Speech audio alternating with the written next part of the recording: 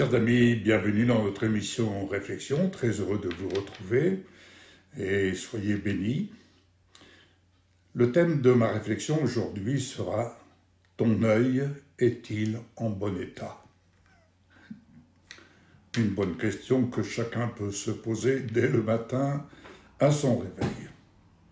Oui, parce que notre œil, c'est la lampe de notre corps.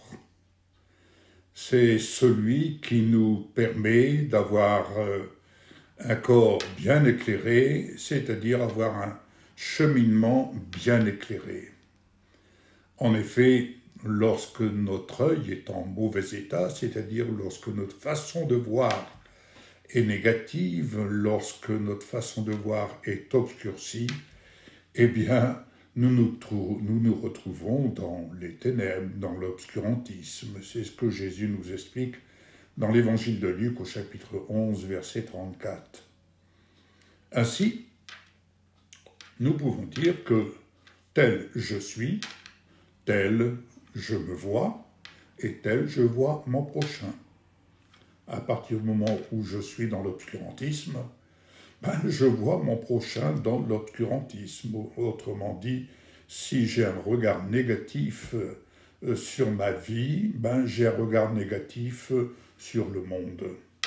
Je n'ignore pas que le monde est sous la puissance des ténèbres, mais je n'ignore pas qu'il y a des âmes qui sont en quête de trouver le chemin de leur salut. Alors il est important que nous soyons éclairés et que nous nous laissions éclairer par la parole de Dieu. Ainsi, nous apprenons à voir notre prochain au moyen de l'éclairage que nous offre la parole de Dieu. Car la parole de Dieu est une lampe à nos pieds.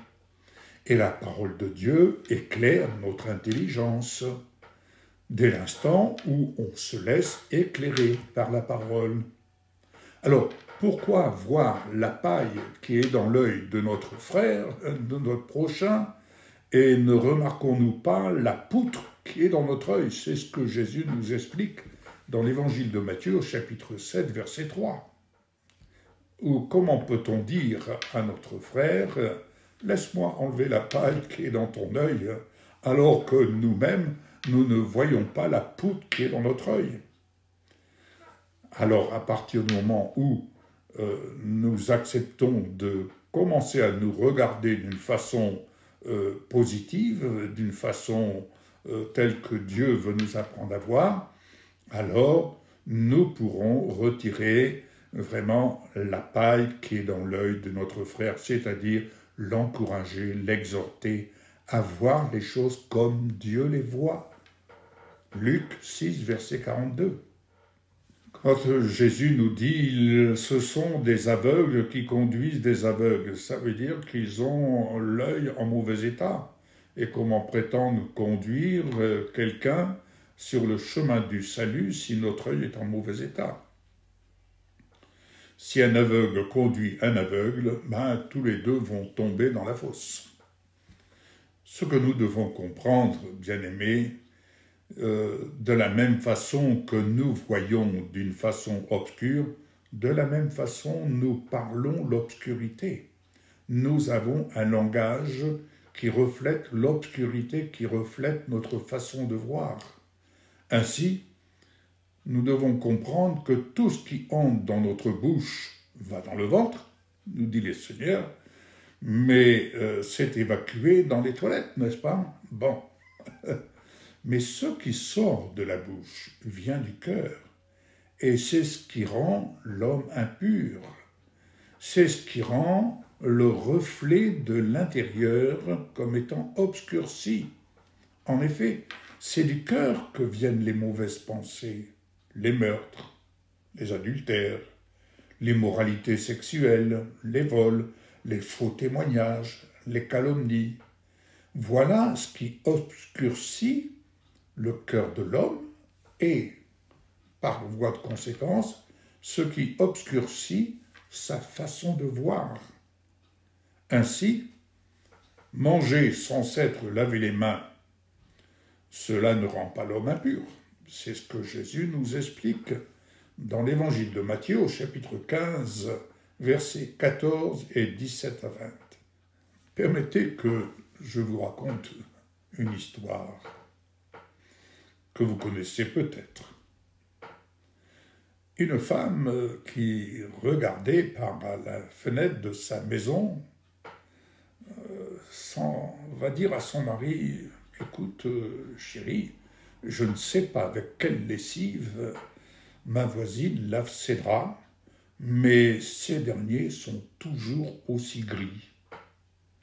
Je ne comprends pas. » Et son mari de constater en effet cette réalité. Oui, en effet, oui, ces draps sont toujours aussi gris.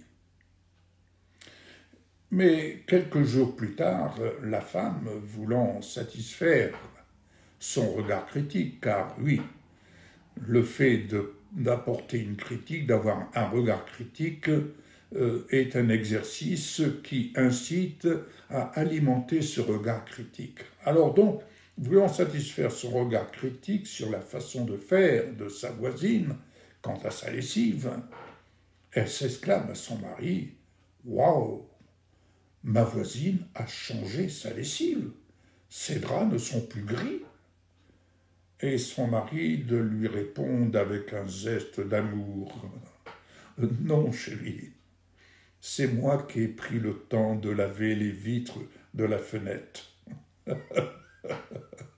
Alors, en effet, ça change la vision des choses, n'est-ce pas?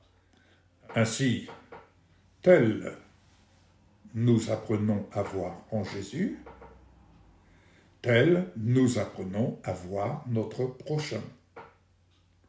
La perfection de l'être humain est et demeure en Jésus-Christ, corps glorifié.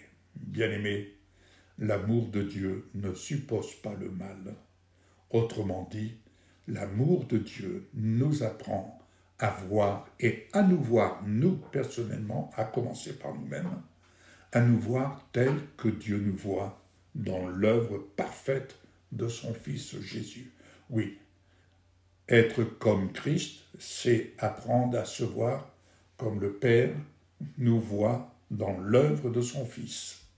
Il ne nous voit pas dans le monde obscur, il nous voit à la lumière de son Fils.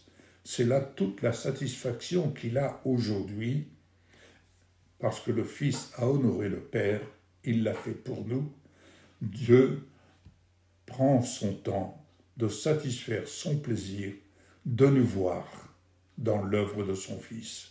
Il est très patient et il n'a qu'un désir, c'est que nous-mêmes nous apprenions à nous voir dans l'œuvre de son Fils. Si on se regarde chacun d'entre nous tel que nous sommes dans notre chair, bien-aimés, on n'est pas sorti de l'auberge. Mais si nous apprenons par la foi à nous voir dans l'amour que Dieu a pour nous, nous apprenons immanquablement à nous voir dans l'œuvre parfaite de son Fils, Jésus, et j'aime à dire Jésus, corps glorifié. Alors, commencez aujourd'hui de vous regarder, non pas dans le rétroviseur plus précisément, mais apprenez à vous voir à la lumière de la parole, à la lumière de l'amour que Dieu a pour vous dans l'œuvre de son Fils. C'est là qu'il vous voit, parce qu'en lui, la justice de Dieu a été satisfaite. Donc, apprenez vous aussi à être pleinement satisfait de ce que Jésus a satisfait lui-même pour vous, comme pour moi, à la justice de Dieu. Donc, l'amour ne suppose pas le mal. Bonne journée à vous. Et un petit mot de votre part, j'avoue que ça me ferait plaisir. Au revoir.